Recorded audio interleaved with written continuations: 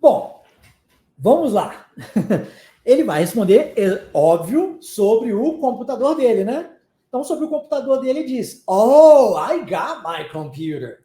Ok? Tá vendo esse né? Olha a expressão, né? Oh, I got my computer. Ok? Então, ele conseguiu. I got my computer. Got. Viu como que o O tem som de A? Computer, não é computer, computer. Viu novamente? Quer ver outro exemplo? A palavra Monday. Já falamos de Friday, que é a sexta. Monday, escreve-se com O, mas pronuncia-se com som de A, viu? E é segunda-feira. Então, repare no padrão linguístico. Olha o padrão linguístico. O O com som de A. I got. Se em inglês, conforme eu disse na aula passada, muitas vezes nós omitimos o som do T, então eu posso pronunciar got, ou então eu simplesmente engulo esse T e digo I got. I got. Viu? I got my computer. Beleza? Computer, no inglês britânico, você vai escutar sempre computer. Ok? Aliás, mais aberto que isso, computer. Porque, apesar da pronúncia do ER no inglês americano e canadense ser mais fechada, viu como é que a gente embola bem a língua?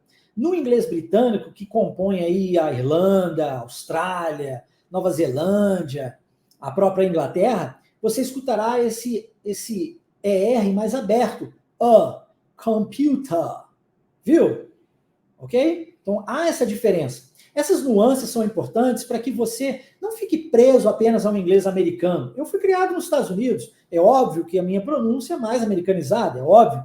Eu sou de Minas Gerais, é óbvio que a minha pronúncia é mais puxada para o mineirês, é óbvio, né? Mas é importante você saber a diferença, porque não é porque você fala português que você não vai entender. Você mora no Brasil, mas você vai para Portugal também fala português. Não é que você é brasileiro que você não vai entender o português de Portugal. Óbvio que você vai entender. Mas existem igualmente algumas nuances da língua, algumas variações, pronúncia diferentes, não é? Às vezes algumas palavras diferentes. Quer ver um exemplo?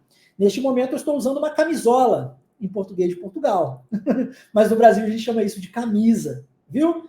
E essas diferenças são importantes. E é responsabilidade minha, enquanto seu professor, passar isso para você. Assim você adquire o inglês para o mundo, que é o que realmente faz a diferença na vida das pessoas. Tá bom? Vamos repetir a frase?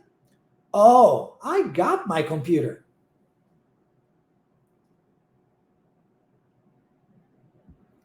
Oh, I got my computer.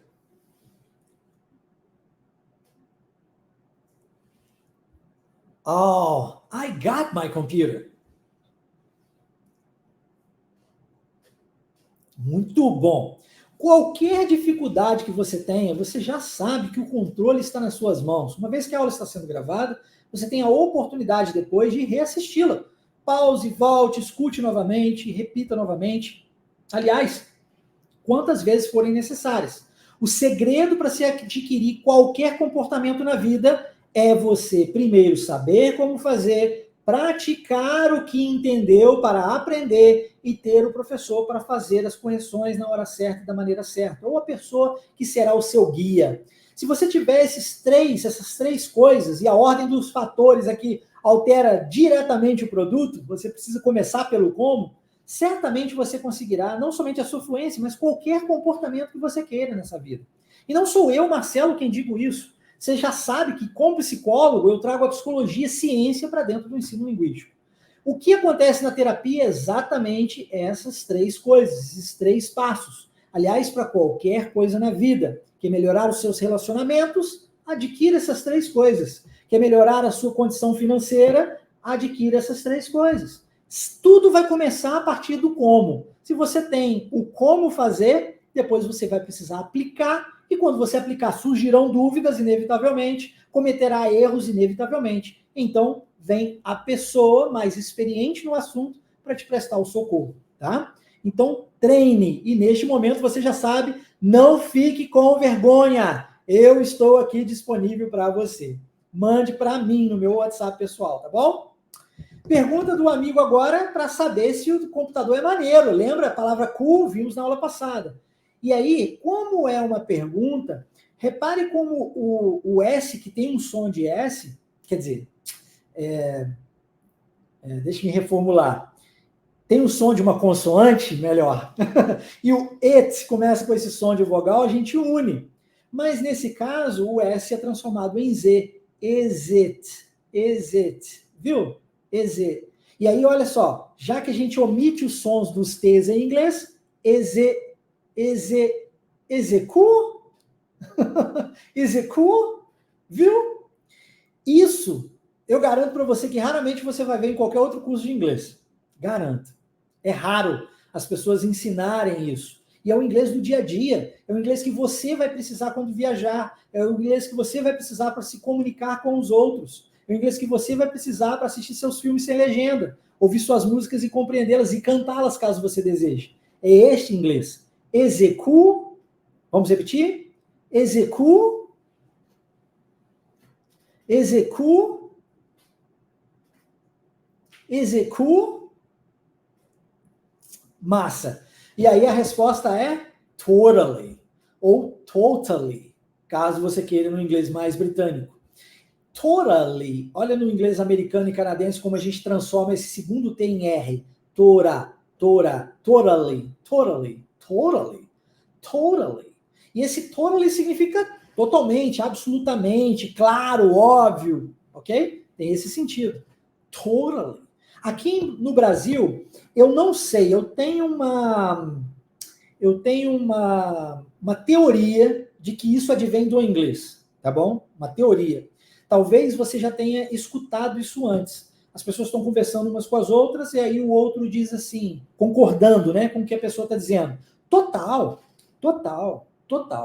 Eu tenho para mim que esse total advém exatamente do inglês totally. Porque a gente usa essa expressão totally o tempo todo em inglês.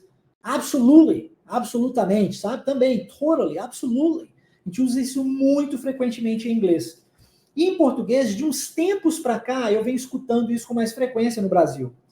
E as pessoas que eu geralmente vejo falando isso são pessoas que têm noção do inglês. Então eu tenho para mim, é uma teoria, não tem nada provado que isso no português advém do inglês, mas agora você já sabe.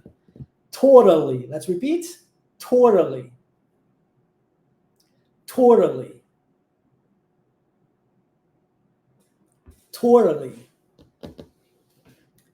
Muito bom.